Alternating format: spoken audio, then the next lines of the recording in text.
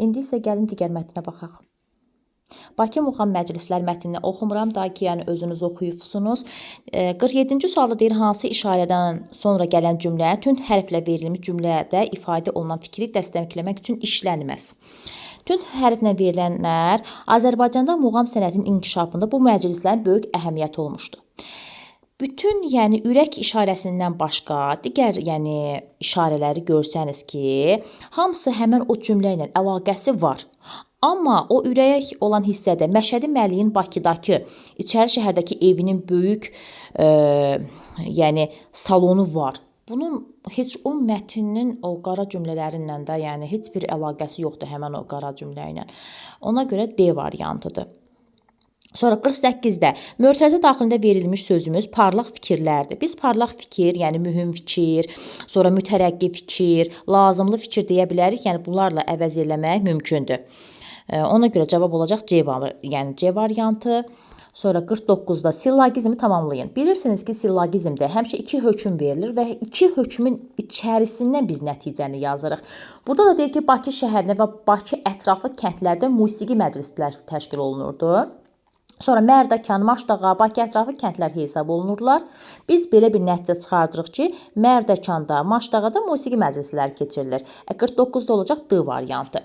50-də hansı fikir altından xətt çəkilən sözlərdən heç birinin mənası deyil?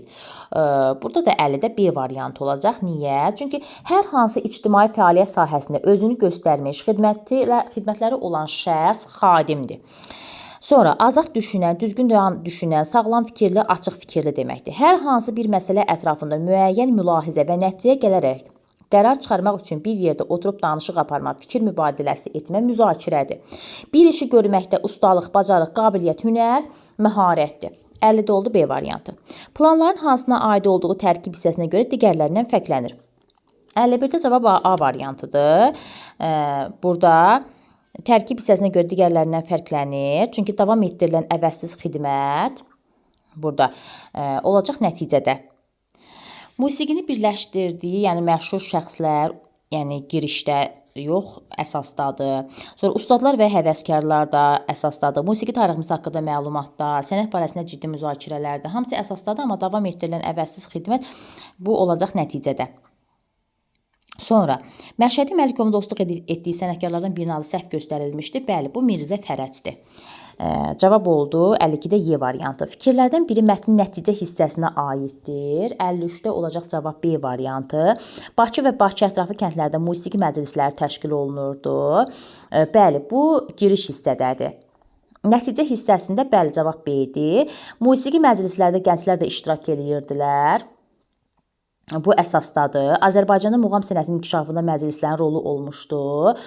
Bu da girişdədir. Muğamların düzgün oxunması isə bu da əsasdadır. 54-də də bəli, özünüz orada gördünüz ki, 19-cu əsr idi. D variantıdır. 55-də böyük sözü birincidə həqiqi mənada, ikincidə də məcazi mənada işlənibdir.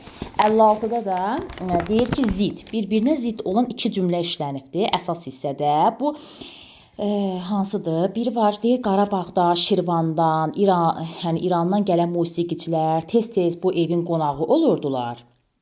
Digərində də deyir ki, maraqlıdır ki, bu evdəki musiqi məclislərində ancaq Bakı şəhərində fəaliyyət göstərən ifaçılar toplaşırdılar.